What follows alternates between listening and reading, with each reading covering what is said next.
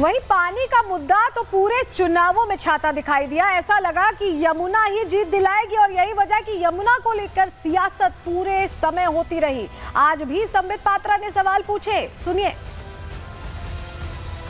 केजरीवाल जी ने किस प्रकार से पानी का घोटाला किया है, इस घोटाले को हम एक्सपोज करेंगे। कापासेड़ा में ये जो तारें ऊपर दिख रही हैं, आप तार देखिए, आपको लग रहा होगा कि ये इलेक्ट्रिसिटी की तारें हैं। ये तारें नहीं हैं, ये होस पाइप्स हैं। ये इसमें बिजली नहीं जा रही है, इसमें पानी जा रहा है। अरविंद केजरीवाल जी ने बताया था कि वो इसको वेनिस, पेरिस, लंदन बनाएंगे।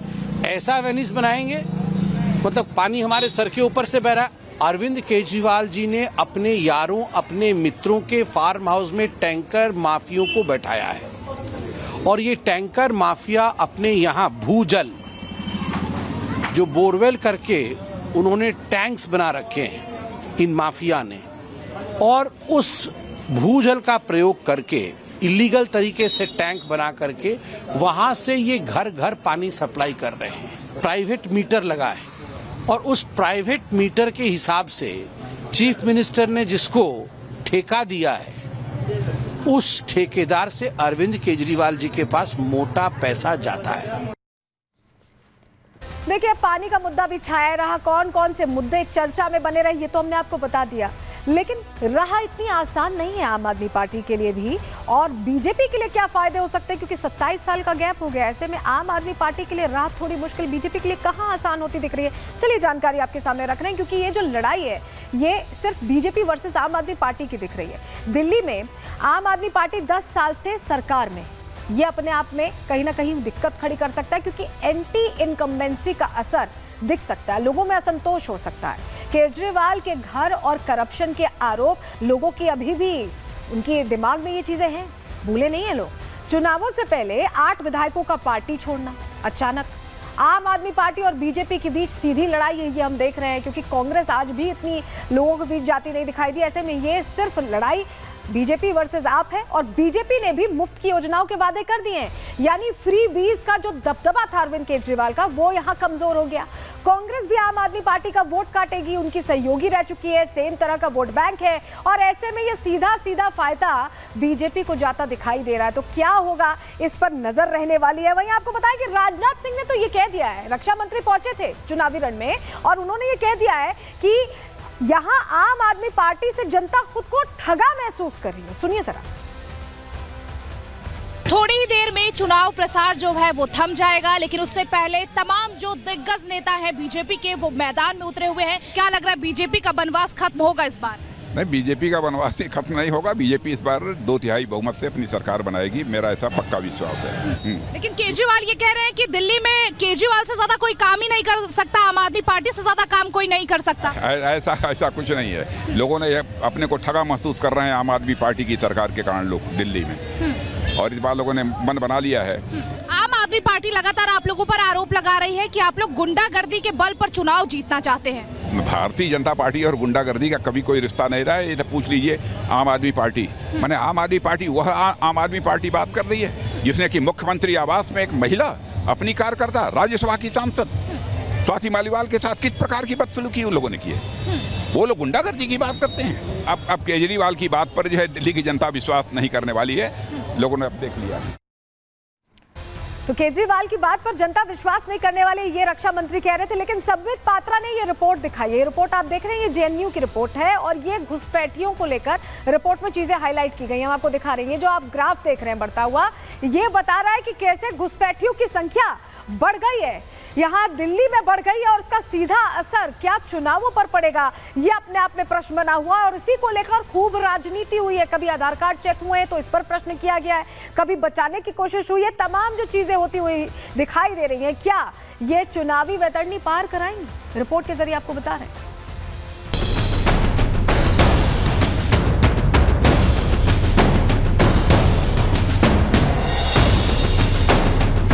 ये फेक वोटर बना करके ये बांग्लादेशी और ये रोहिंग्यान जो हैं, ये हमारे इलेक्टोरल सिस्टम को डिस्ट्रॉय कर रहे हैं, डिस्टर्ब कर रहे हैं। 31 मार्च 2026 को इस देश से हम नक्सलवाद को भी समाप्त कर देंगे, समाप्त। दिल्ली के सियासी माहौल के बीच एक बार फिर बांग्लादेशी घुसपैठियों को लेकर राजनीति गर्मा गई है। वजह थी बीजेपी सांसद संबित पात्रा की प्रेस कॉन्फ्रेंस, जिसमें उन्होंने जेएनयू की 114 पन्नों की रिपोर्ट दिखाते हुए दिल्ली की आम आदमी पार्टी सरकार पर जमकर निशाना साधा। ये जो इलीगल इमिग्रेंट्स हैं, ये बांग्लादेश से और म्यांमार से, बांग्लादेश से आए हुए इलीगल इमिग्रेंट्स और म्यांमार से आए हुए इलीगल इमिग्रेंट्स जिनको हम रोहिंग्यान्स कहते हैं, तो ये बांग्लादेशी घुसपैठिए और रोहिंग्यान घुसपैठियों का दिल्ली से क्या सरोकार है, दिल्ली के राजनीतिक पटल पर उसका क्या असर है। रिपोर्ट को पढ़ते हुए संबित पात्रा ने दावा किया कि बांग्लादेशी और रोहिंग्या घुसपैठियों की वजह से दिल्ली में मुस्लिम आबादी बढ़ी है, जिससे राजधानी की डेमोग्राफी में बदलाव आया है। दावा किया कि जो दिल्ली आज से 10-15 साल पहले थी, वहां अब चोरी चुपके डेमोग्राफी बदलने की साजिश हो रही है, जिसे कुछ राजनीतिक दल बढ़ावा दे रहे हैं। हमारे लोगों के ऊपर जो कॉलोनीज में रह रहे हैं, उनके ऊपर और बर्डनाइज्ड करने की ये बांग्लादेशी और रोहिंग्यान के कारण वो और बर्डनड हो जाते हैं। और ऐसे लोगों के प्रोटेक्शन आज अरविंद केजरीवाल और उनकी पार्टी कर रही है। मुझे लगता है गंभीर मामला है। अगर इसी प्रकार बांग्लादेशी घुसपैठिए और रोहिंग्यान के कारण दिल्ली की डेमोग्राफी और दिल्ली के चरित्र में बदलाव आता रहेगा, तो वो दिन दूर नहीं जब एक अशांत वातावरण दिल्ली में बनेगी। पात्रा ने दावा किया कि घुसपैठ से सोशियो इकोनॉमिक फ्रंट पर भी बदलाव आ रहे हैं। कम वेतन वाली नौकरियों में प्रतिस्पर्धा शुरू हो गई है। दिल्ली को बनाने में पूर्वांचली भाइयों का बड़ा योगदान है, लेकिन बांग्लादेशी और अवैध घुसपैठिए अवैध तरीके से उनके काम में सेंधमारी कर रहे हैं। बांग्लादेश से जो बांग्लादेशी घुसपैठिए हैं और म्यांमार से जो रोहिंग्यान आ रहे हैं, उसके कारण से एक नोटेबल इंक्रीज, बढ़ोतरी हुई है मुस्लिम आबादी में दिल्ली में। और जो शब्द प्रयोग किया गया है, वो कहा गया है कि there is a change in the demography of the city. Delhi शहर के डेमोग्राफी में एक चेंज आया है। दरअसल दिल्ली में पहले से ही घुसपैठियों को लेकर बीजेपी हमलावर है, तो दूसरी तरफ केजरीवाल समेत आम आदमी पार्टी के तमाम नेता बीजेपी पर उनके वोट कटवाने का आरोप लगाते रहे हैं। हालांकि अब एक बार फिर गृह मंत्री अमित शाह ने साफ कर दिया है कि चाहे घुसपैठिए हो या फिर नक्सली, उनको खदेड़ कर ही दम लेंगे।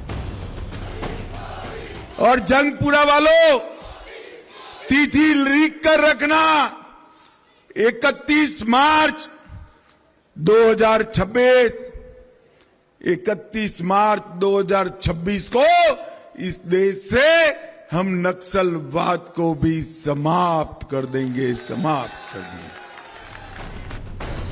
मतलब साफ है कि घुसपैठियों पर एक्शन तो होकर रहेगा, लेकिन सवाल है कि आखिर इन घुसपैठियों पर कार्रवाई से दिक्कत किसे है। सवाल है कि आखिर इन घुसपैठियों की आड़ में कौन अपना वोट बैंक बढ़ाना चाहता है। आखिर कौन दिल्ली में इन घुसपैठियों को शह दे रहा है। Bureau report, Republic Bharat.